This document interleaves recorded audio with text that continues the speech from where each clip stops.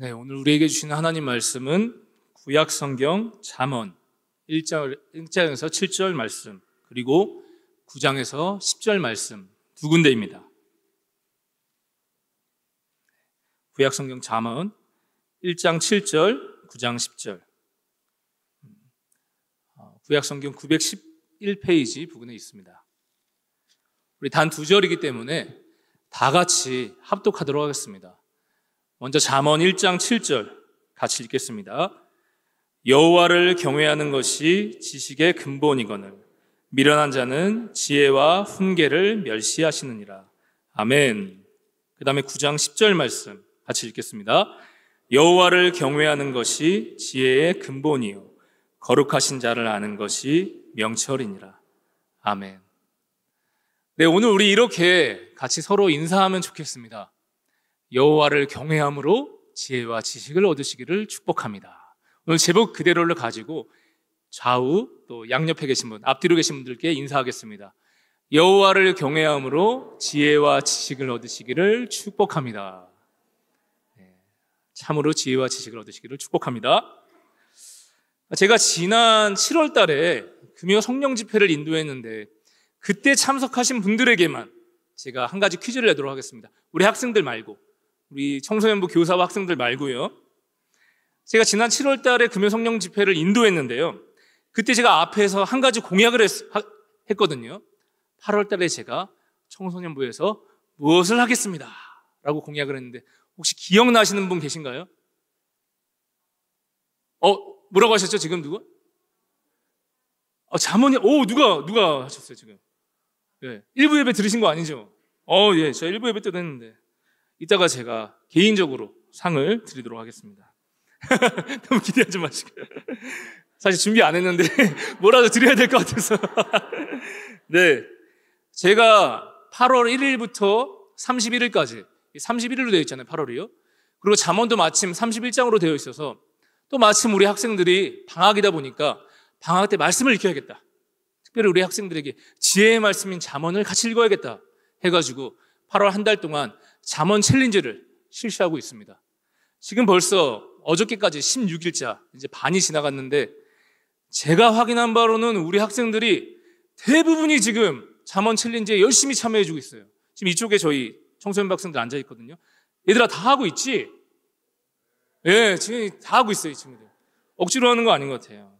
제가 그래서 이 책을 나눠줬습니다. 여기 보시면 31day Proverbs Challenge라고 해서 직접 제작을 해서요. 매일 한 장씩 이렇게 직접 잠언 7장 1절 적고 중요 말씀 적고 실천하기 적고 기도하기까지.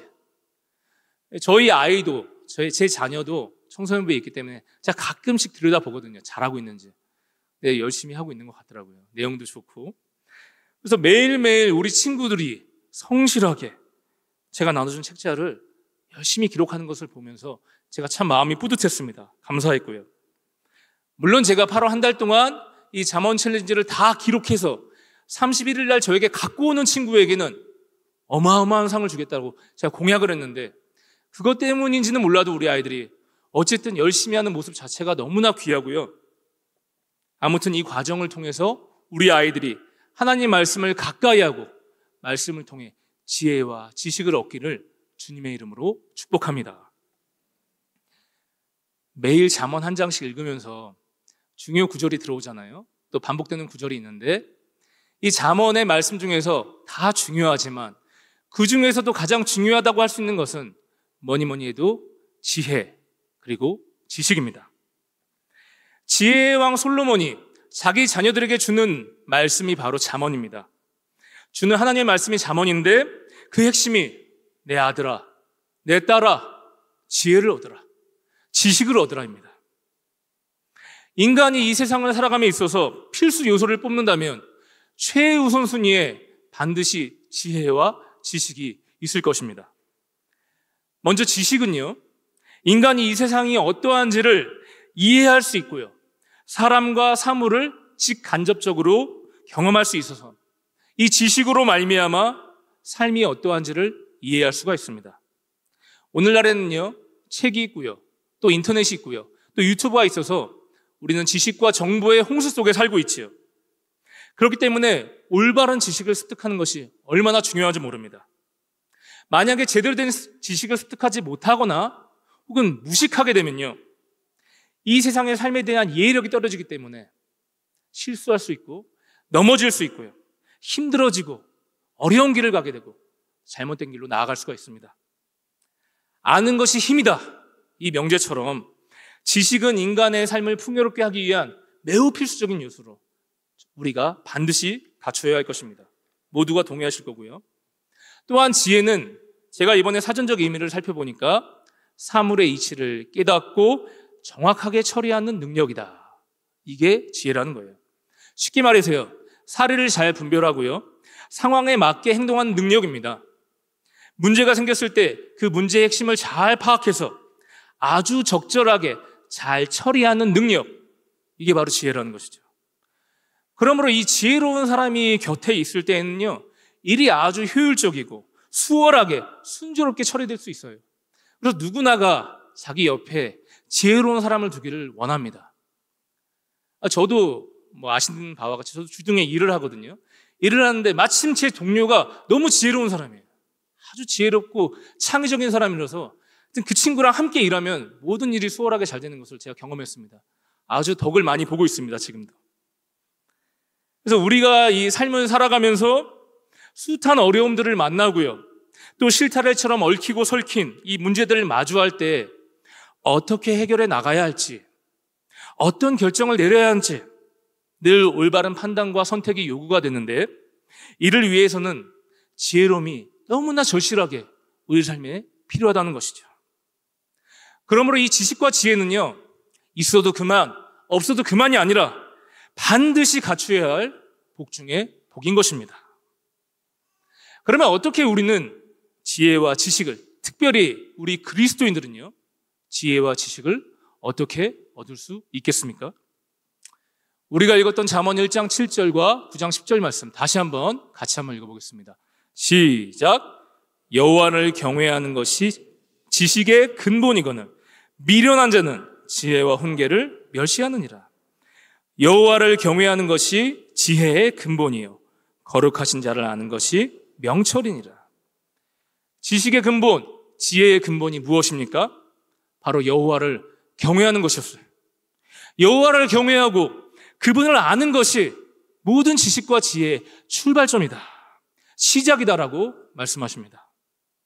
이 여호와를 경외함이 없이는 지식과 지혜를 얻는 근본, 밑바탕이 제대로 갖추어지지 않는다는 거예요.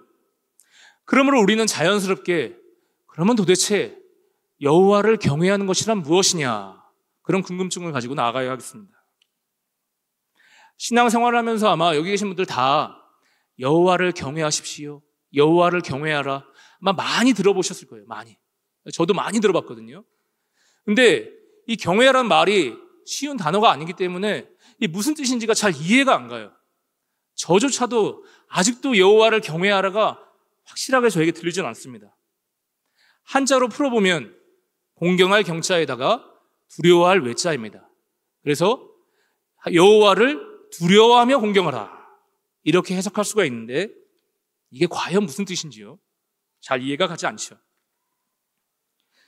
경외가 앞에 영어를 보시면요, 영어로는 fear라고 쓰여있죠.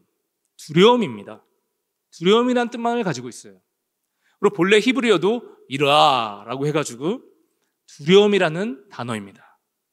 그러므로 우리가 이 여호와 경외를 이해하기 위해서는 두려움이라는 단어, 이 fear에 주목해야 한다는 것입니다. fear.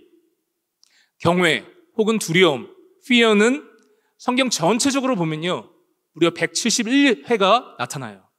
그리고 이 잠언에서만 19회가 사용되고 있습니다.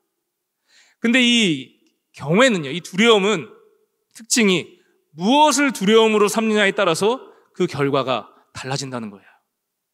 다시 말해서 나의 두려움, 나의 fear의 대상이 누구인지에 따라서 선으로 가든지 악으로 가든지 판가름이 난다는 것입니다. 하나님을 두려워하느냐, 아니면 다른 것을 두려워하느냐, 이 세상 사람을 두려워하느냐, 권력이나 돈이나 건강이나 다른 것을 두려워하느냐, 이 양갈래길에 놓여 있다는 것입니다. 만약 내가 만약 제가 여호와 하나님이 아니라 다른 것들을 두려워하고 있다면요, 그 결과는 너무나 안타깝게도 죄악으로 빠지고 맙니다. 그 예를 제가 지금부터 성경 전체적인 말씀을 통해서 말씀드리고자 합니다. 민수기 14장 이 9절 10절 말씀 우리 다 같이 한번 읽어보도록 하겠습니다. 시작. 또 그 땅 백성을 두려워하지 말라. 그들은 우리의 먹이라. 그들의 보호자는 그들에게서 떠났고 여호와는 우리와 함께 하시느니라.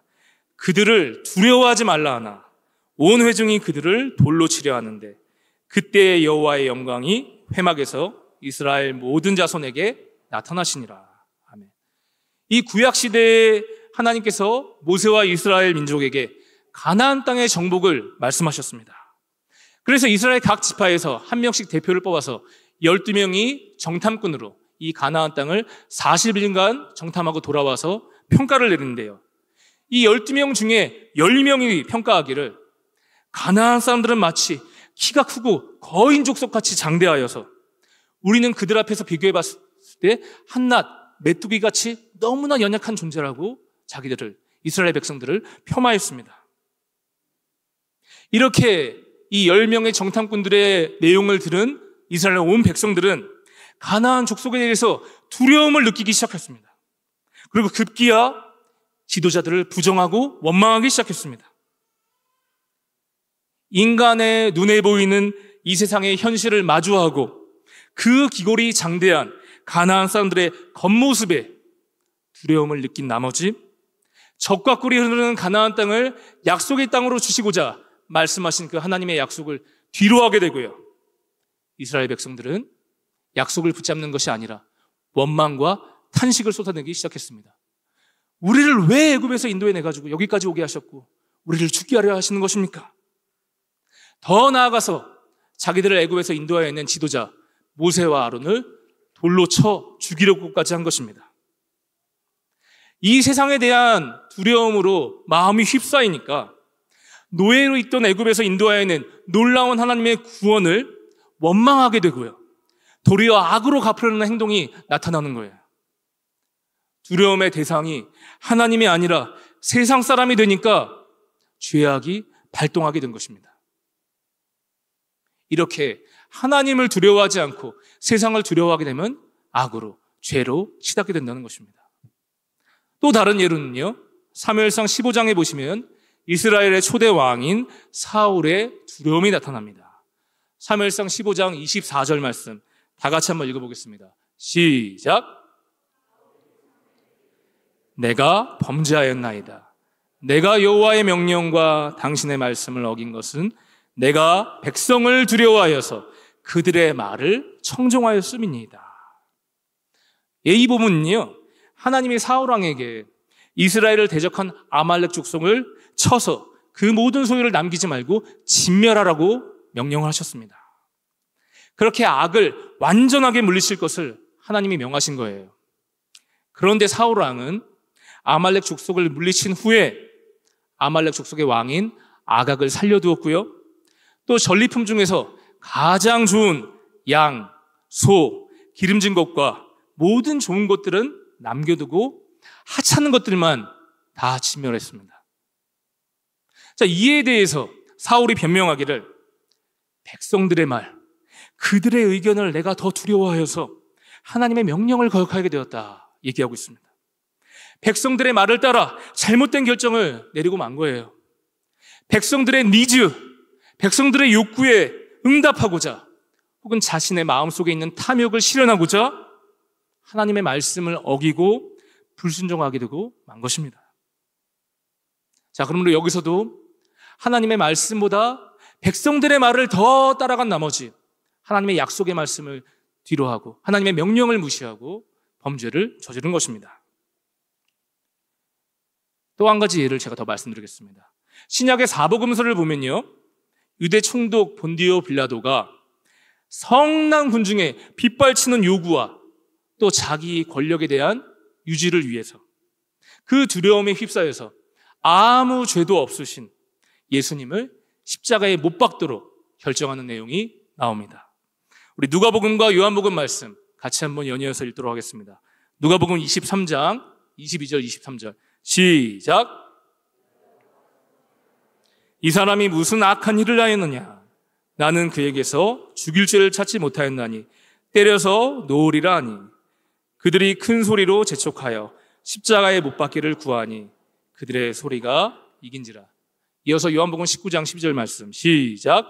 이러함으로 빌라도가 예수를 놓으려고 힘썼으나 유대인들이 소리질러 이르되 이 사람을 놓으면 가이사의 충신이 아니니이다.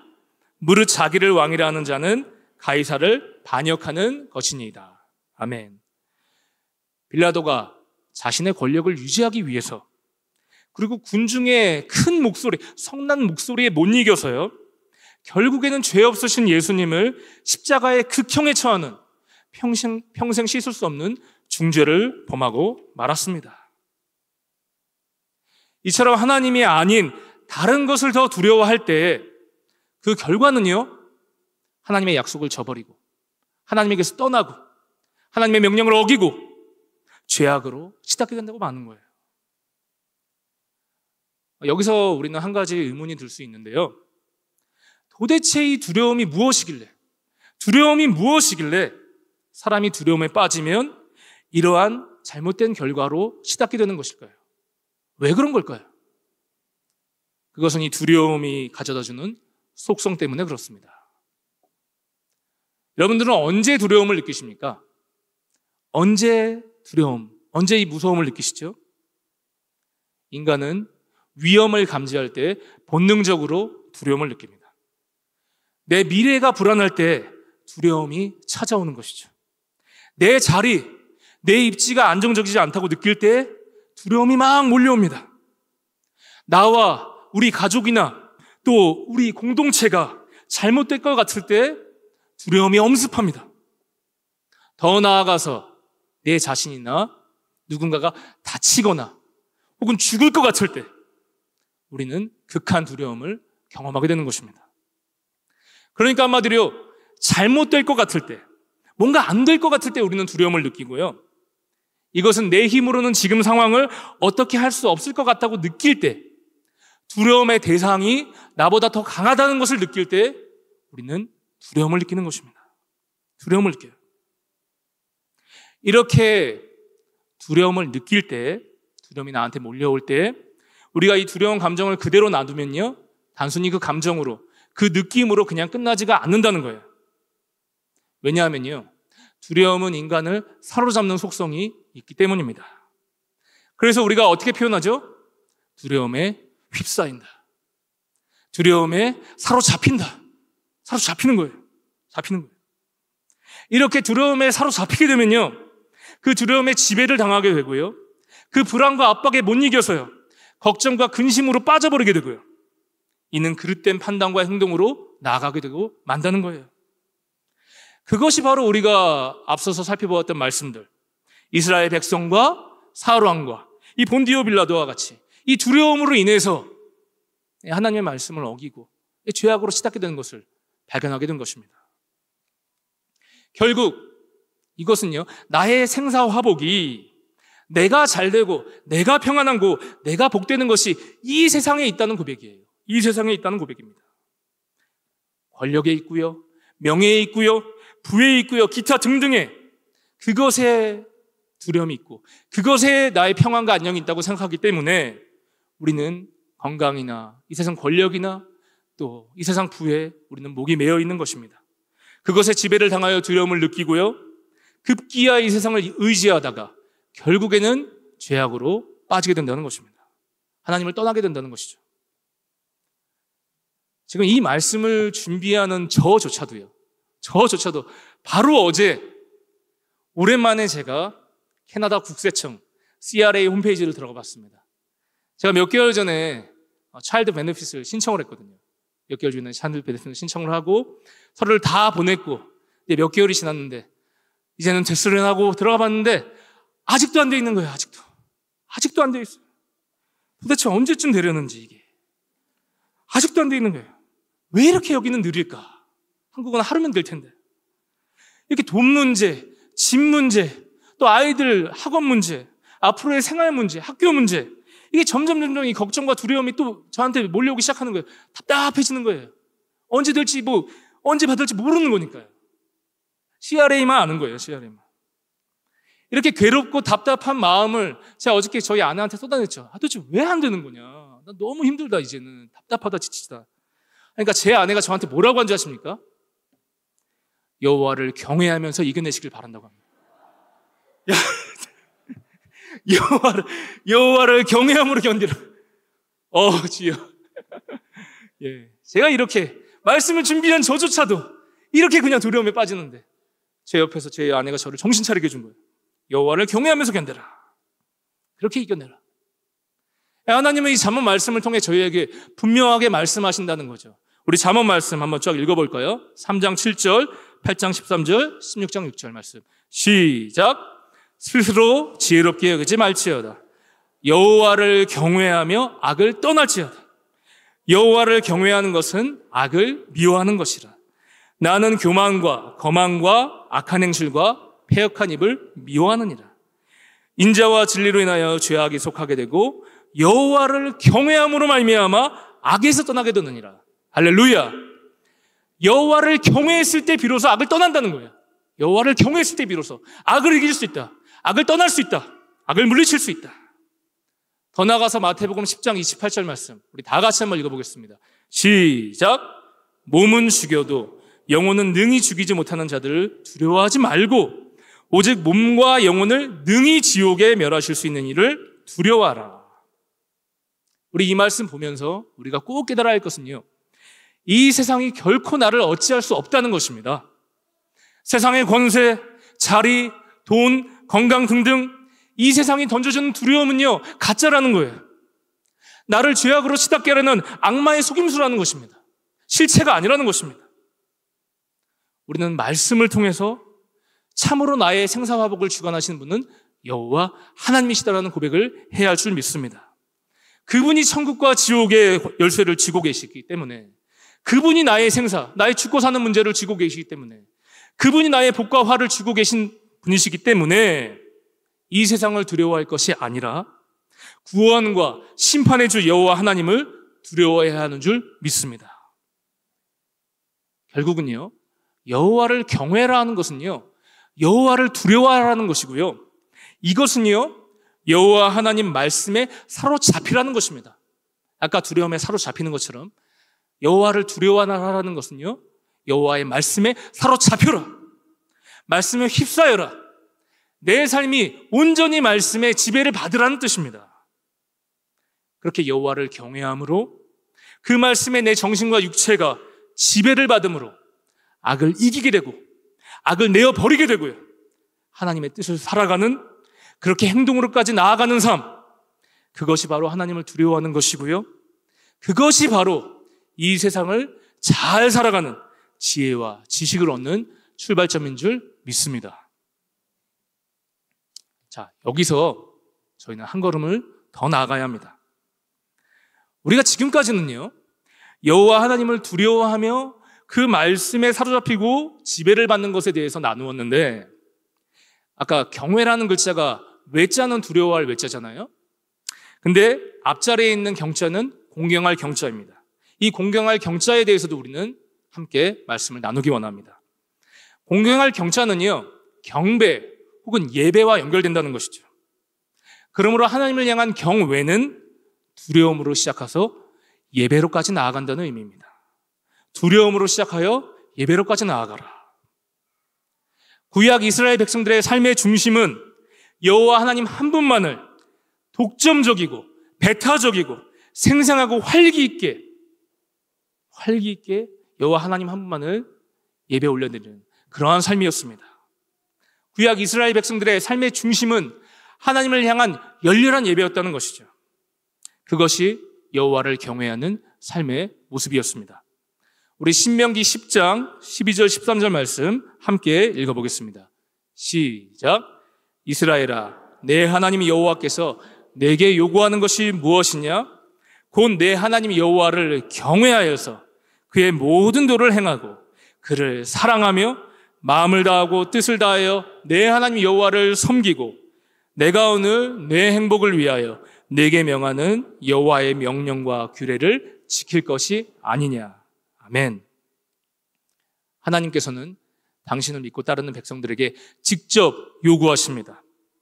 여호와를 경외하는 것은 모든 말씀, 명령, 도를 행하는 것이다. 주님을 사랑하는 것이다. 마음을 다해 뜻을 다해 주님을 섬기는 것이다. 예배하는 것이다. 이것이 바로 하나님께서 우리 그리스도인들에게 원하시는 예배의 모습이고요. 그 결과는 무엇입니까? 너희의 행복이니라. 그러므로 하나님을 두려워하며 예배하는 삶의 끝에는 무엇이 있습니까? 참 진정한 행복을 우리가 맛보게 된다는 것이에요. 그리고 우리가 주님을 예배함으로 말미암아 주님이 주시는 지혜와 명철로서 우리가 이 세상을 잘 살아갈 수 있게 된다는 말씀입니다. 우리에게 참된 복을 주시기 위해, 우리를 행복하게 해주시기 위해서 여호와 하나님은 당신을 경외하게 하시고 사랑하고 섬기고 따르라고 오늘 우리에게 요구하고 계신 거예요. 이것이 하나님께서 우리에게 요구하시는 여호와 경외인데요. 참 예배의 모습인데 그 실제 예가 창세기 22장에 아주 선명하게 나타나 있습니다. 이 말씀을 마지막으로 함께 같이 읽겠습니다. 창세기 22장 11절, 12절 말씀 시작. 아브라함아 아브라함아 하시는지라 아브라함이 이르되 내가 여기 있나이다 하매 사자가 이르시되 그 아이에게 내 손을 대지 말아라. 그에게 아무 일도 하지 말아라. 내가 내 아들 내 독자까지도 내게 아끼지 아니하였으니 내가 이제야 내가 하나님을 경외하는 줄을 아노라. 아멘. 우리 성도님들 너무나 잘 아시는 바대로요, 이 본문의 배경을 보면 하나님께서 아브라함이 100세가 되던 해 그렇게도 오매불망 기다리던 아들 이삭을 기적적으로 선물로 주셨습니다. 그래서 이 아브라함과 사라에게는 아들 이삭이 인생의 기쁨이에요. 전부였습니다. 그런데 훗날 하나님께서 아브라함에게 말씀하시기를 내 아들, 너가 사랑하는 외아들 독자 이삭을 완전히 불로 태우는 번제로 나에게 바치라 라고 말씀하셨어요. 어느 날 내가 갖고 있는 가장 값진 것, 가장 귀한 것, 내 목숨보다 더 귀한 것, 목숨과도 바꿀 수 없는 이 세상 무엇보다 소중한 아들 이삭을 바치라고 하시는 거예요. 그렇게 말씀을 들었을 때 아브라함은 어떻게 했습니까? 바로 다음날 아침에 일찍 일어나서 아들 이삭을 데리고 하나님이 말씀하신 그 약속의 장소로 나아갔는데 번제에 쓸 나무를 쪼개고 불과 칼을 가지고 그 장소로 나아갑니다. 그리고 우리가 다 아는 바와 같이 실제로 제단을 쌓고요, 아들 이삭을 나무 위에다 못 움직이게 결박을 합니다. 결박을 하고 실제 칼로 이삭을 잡으려고 하죠. 그때 여호와의 사자가 하늘에서 다급히 아브라함을 부릅니다. 아브라함아, 그 아이에게 손을 대지 말아라. 그에게 아무 일도 하지 말아라. 너가 너의 아들, 너의 독자까지도 내게 아끼지 아니하였으니 내가 이제야 너가 하나님을 경외하는 줄 내가 알았노라. 내가 이제야 너가 하나님을 경외한 줄 알았다. 여기에서 이 경외의 표현이 나오거든요. 경외, 두려워하면서 예배한다. 이 경외는 그 대상을 두려워하고 그 말씀의 지배를 받으며 그 대상을 예배하는 데까지 나아가는 것인데 그 예배의 최고봉은 무엇이었습니까? 나의 생명과 같은 것, 나의 생명보다 더 소중히 하는 것, 내가 목숨처럼 귀히 여기는 것을 주님께 드리는 것, 그게 바로 예배이자 경외였습니다. 하나님께 올려드리는 것입니다. 소유권을 내가 주장하지 않고 그분께 맡겨드리는 것입니다. 이게 예배의 모습이었습니다. 내 것이 아니라 주님의 것입니다. 내 생명이 내 것이 아니라 주님의 것입니다. 내 자녀가 내 것이 아니라 주님의 것입니다. 내 돈이, 내 집이, 내 능력이, 내 직장이, 내 모든 것이 내 것이 아니라 주님의 것이었습니다. 여호와 하나님, 당신의 것이었습니다. 이것을요, 마음으로 고백하고 입으로 시인하고요, 손과 발로 행하여서 실제 삶에서 여호와 하나님이 주인이심을 드러내는 삶, 그것이 바로 참 예배이자 여호와 하나님이 인정하시는 경외의 모습인 것입니다. 이 자리에 혹시 자녀를 두신 분들은 내 아이를 향한 간절한 마음 누구나 다 있으시죠? 혹여나 잘못될까봐, 혹여나 나쁜 길로 빠질까봐 전전긍긍하는 불안감, 두려움들 다 있으시죠? 이 아이가 어떻게 클까 걱정하는 마음들 다 있으시죠? 그런데 내가 이 아이에게 자꾸 집착하고 자꾸 잔소리하고 걱정된다는 말로 아이를 잡고 혼내고 그런다고 해서 아이들이 말 잘 듣습니까? 관계가 좋아집니까? 다른 분들은 어떠실지 모르겠는데 저는 제가 혼내면 혼낼수록 관계가 더 안 좋아지더라고요. 더 극한으로 치닫게 되는 거예요. 내려놓게 되었습니다. 내가 어떻게 한다고 해서 아이들이 잘 되는 것이 아니라 우리 그리스도인들은요, 여호와 하나님이 이 아이의 주인이시다, 이 아이의 아버지시다 하고 이 아이의 소유권을 맡겨드려야 하겠습니다. 주님의 것이라 올려드려야 하는 것입니다. 아브라함이 그렇게 이삭을 여호와 하나님께 실제로 올려드렸을 때 여호와 하나님께서 이삭을 어떻게 하셨죠? 아브라함의 다음으로 이스라엘 지파의 믿음의 조상으로 세우셨습니다. 그래서 이스라엘은요, 지금도 어떻게 고백합니까? 아브라함의 하나님, 이삭의 하나님, 야곱의 하나님, 그렇게 표현하고 있죠. 우리도 내가 가진 최고의 것을 주님의 것이라 인정하고 맡겨드려야 하는 것입니다. 자녀뿐만이 아니라 내 건강이 나한테 최고로 중요하다면 건강도 주님께 올려드리는 것입니다. 내가 가진 부가 나한테 최고의 것이라면 내 부를 주님께 올려드려야 하는 것입니다. 내가 가진 가장 소중한 것들을 주님께 올려드리는 것, 그분의 것이라 인정하는 것이 예배이자 경외인 줄 기억하시기 바랍니다. 놀라운 것은요, 아브라함이 이삭을 바치려 했을 때 하나님은요, 그 마음과 행동만 보시고 실제 이삭을 제물로 받지 않으셨다는 거예요. 더 나아가 하나님 어떻게 하셨죠? 우리에게 당신의 외아들 독생자 예수 그리스도를 이 땅에 실제로 대속의 제물로, 희생의 제물로, 화복의 제물로 내어주셨다는 것이에요. 그러므로 우리가 하나님 앞에 우리의 가장 소중한 것들을 믿음으로 내어드릴 때, 행동으로 내어드릴 때 하나님은요, 이를 기쁘게 받으시고요, 그것을 없애시지 않고 더 좋게 보존해 주시면서요, 더 나아가서 당신의 하나뿐인 아들을 실제 죽음으로 내어주셔서 이 땅의 진정한 복, 진정한 지혜와 지식과 구원과 영생의 길을 우리에게 열어주셨음을 기억하시기 바랍니다. 그럼 우리 이 시간 우리는 하나님께서 당신의 아들을 내어주신 예수 그리스도의 대속의 죽음에 깊이 감사하고 경배하기를 원합니다. 이제 말씀을 정리하고자 합니다.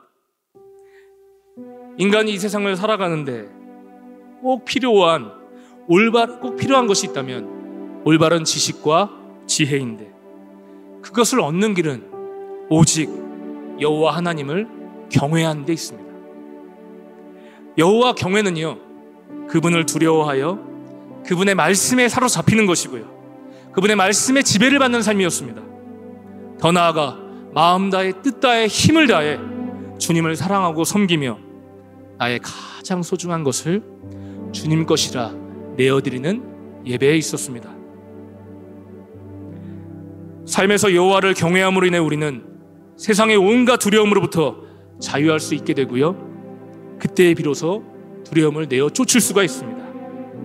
그리고 하나님이 주시는 지혜와 지식으로 사례를 분별하여 문제를 잘 해결하고 나 자신과 가족과 주변 사람들에게 유익한 사람으로, 복된 사람으로 설 수 있게 되는 줄 믿으시기 바랍니다.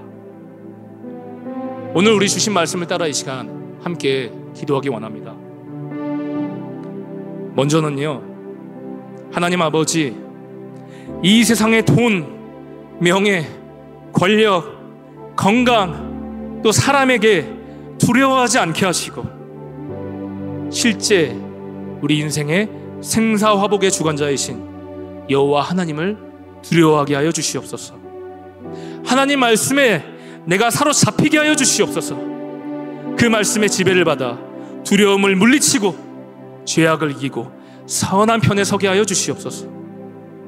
여호와를 경외함으로 인하여서 참 지혜와 지식을 얻어 이 세상에서 올바르게 살 수 있도록 주여 인도하여 주시옵소서.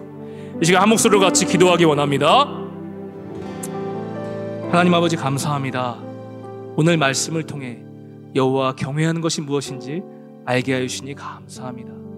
하나님, 무엇보다 말씀에 사로잡히게 하여 주셔서 말씀의 지배를 받게 하여 주셔서 여호와를 두려워하는 삶을 살게 인도하여 주시옵고, 더 나아가 참된 예배자로 서게 도와주시옵소서. 마음 다해 뜻 다해 힘 다해 주님을 사랑하게 하여 주시고, 나에게 주신 것을 내가 소유하고 움켜쥐고 있는 것이 아니라 주님의 것이라 고백하며 내어드릴 수 있게 하여 주시옵소서. 아버지, 주님께 내어드릴 때 주님께서 놀랍게 경영하여 주실 줄 믿습니다. 그렇게 지혜와 지식을 얻는 복된 성도들 다 되게 하여 주시길 원하옵고 예수님의 이름으로 기도드립니다. 아멘.